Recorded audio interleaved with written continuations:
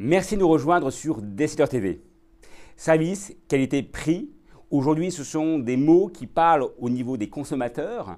Dans un contexte économique incertain, les professionnels doivent venir avec ces nouvelles approches, cette nouvelle méthode de commercialisation. Immobilier et low cost, c'est le thème de l'émission.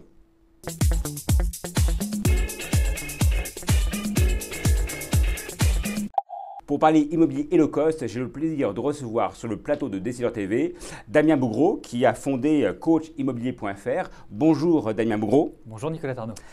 En tant que professionnel de l'immobilier, la première question que j'ai envie de vous poser, pourquoi vous êtes lancé dans l'aventure low cost ? Coach Immobilier s'est lancé en 2008 sur l'accompagnement immobilier sur mesure avec la première agence FNAIM sur La Rochelle du côté de l'acheteur. Et le retour d'expérience a montré que le particulier avait une profonde désaffection des agences immobilières eu égard aux tarifs proposés par rapport aux services rendus. Et l'enjeu de coach immobilier réside bel et bien de faire renouer le particulier avec les services qualitatifs d'une agence immobilière, tant pour le vendeur que pour l'acheteur, dans une politique de tarifs réduits. Alors, que va distinguer une agence immobilière low cost d'une agence immobilière classique ? Est-ce que la qualité sera au rendez-vous ? Il est vrai que qualité et low cost est souvent perçue de façon antinomique. Et par rapport aux consommateurs, il ne s'agit pas d'avoir un service là au cause de mauvaise qualité.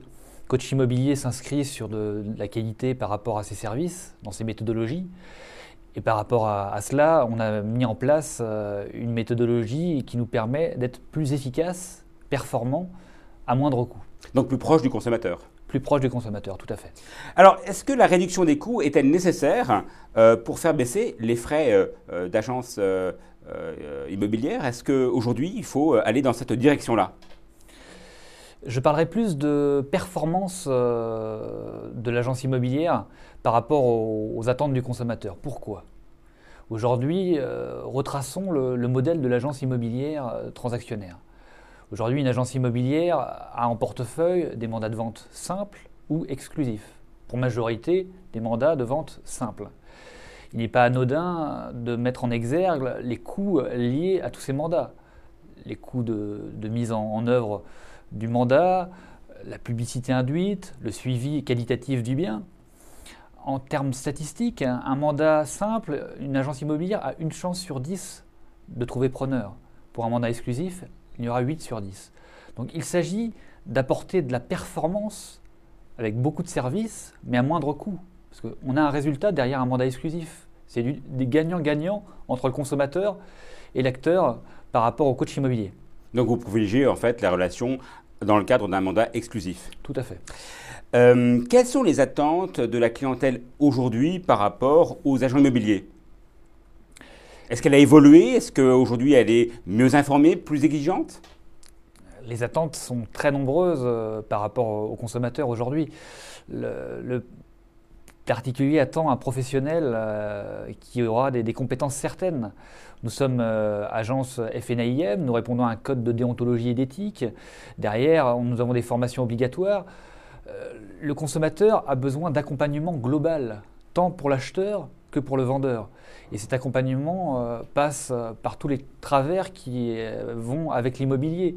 Financement, réglementation thermique qui évolue avec les nouvelles normes, bâtiments basse consommation, défiscalisation et les nouveautés associées. On ne s'improvise plus dans l'immobilier. Aujourd'hui, le client final a beaucoup d'attentes et veut être accompagné, mais avec une politique tarifaire moindre eu égard à la conjoncture économique. Alors concrètement, comment vous répondez à ces attentes ? De différentes façons. Tout d'abord, côté vendeur. Côté vendeur, nous proposons une offre de services complète dès la mise en vente du bien avec une estimation valeur vénale avec des méthodes empruntées à l'expertise immobilière, des outils innovants tels que les tests avant-vente qui permettent quoi ? Ils permettent la perception du bien et de son prix avant la mise en vente. Donc pour être le plus efficace en amont par rapport aux résultats attendus sur le bien à vendre par rapport aux vendeurs. Également une politique de communication étendue sur les sites leaders de l'immobilier, une délégation du bien aux agences partenaires coach immobilier. On est dans de l'exclusivité, mais étendue avec la force de vente d'un réseau d'agences partenaires. Ça, c'est très important. Et au-delà de ça, un suivi en ligne pour le professionnel qui va délivrer au particulier, qui va lui permettre de suivre directement l'état d'avancée de son bien. Et au-delà de ça, une charte qualité avec une démarche qualité, des engagements pris. Exemple, dans le cadre d'un mandat de vente exclusif, un engagement de visibilité en première page sur Google pour l'annonce du vendeur. Donc on est vraiment sur une politique de service à valeur ajoutée qui n'a rien de low cost, si ce n'est le tarif pratiqué. Ensuite, côté acheteur, nous gardons nos valeurs, notre méthodologie d'accompagnement immobilier sur mesure par rapport à l'acheteur dans le cadre d'un mandat de recherche exclusif où on a un service type chasseur immobilier, où là, nous substituons au client pour lui trouver le bien qui lui correspond dans un minimum de temps et dans le budget qu'il a consacré. Donc vraiment apporter de la valeur ajoutée au consommateur. Alors, dans un contexte aujourd'hui où les transactions entre particuliers sont toujours importantes, quels sont les conseils que vous donneriez auprès des vendeurs? Je dirais qu'avec l'essor des nouvelles technologies et Internet, pour le vendeur, il est très tentant de passer une annonce directement de particulier à particulier. Et justement d'utiliser des outils en ligne qui permettent aux particuliers d'avoir en 2 minutes chrono la valeur d'un bien. Sauf qu'aujourd'hui, la mise en vente d'un bien requiert des compétences certaines. Le prix d'un bien ne se fait pas uniquement par rapport à une localisation. Il y a beaucoup de critères à prendre en compte. Certes, la localisation, la distribution, l'ensoleillement des pièces, le quartier, l'évolution du quartier, la demande. L'état du bien aussi? L'état du bien, tout à fait, avec le diagnostic de performance énergétique. Donc, on est vraiment sur une valorisation du bien à prendre en considération. Mais je dirais au-delà de ça, est-ce que le vendeur veut que son bien soit transformé en un hall de gare surabondé de personnes? Non. Il recherche des clients solvables qui présentent un réel intérêt pour acheter le bien convoité. Donc vous faites la sélection des candidats acquéreurs motivés, qui est donc votre valeur ajoutée par rapport aux vendeurs. Tout à fait. Alors, quels sont les messages que vous pourriez envoyer auprès des acquéreurs qui peuvent être tentés de passer auprès d'un particulier pour éviter de payer ces fameux frais d'agence? Quels sont les conseils que vous donneriez, Damien Bougreau? Je dirais, Nicolas Tarnot, que le particulier, en premier lieu, peut se dire, sans passer par une agence, on va faire une économie. On ne va pas gaspiller d'argent. Sauf qu'il faut remettre les choses… C'est une économie masquée. Tout à fait. Dans le sens où on achète un bien immobilier, pour la plupart avec un financement sur une durée longue. Un achat impliquant, l'achat le plus impliquant d'une vie. Prenons l'exemple d'une maison à vendre de particulier à particulier. Affiché 100 mètres carrés. Qu'est-ce qui nous dit que la maison fait réellement 100 mètres carrés? Si nous ne sommes pas dans une copropriété, un professionnel va vérifier le métré.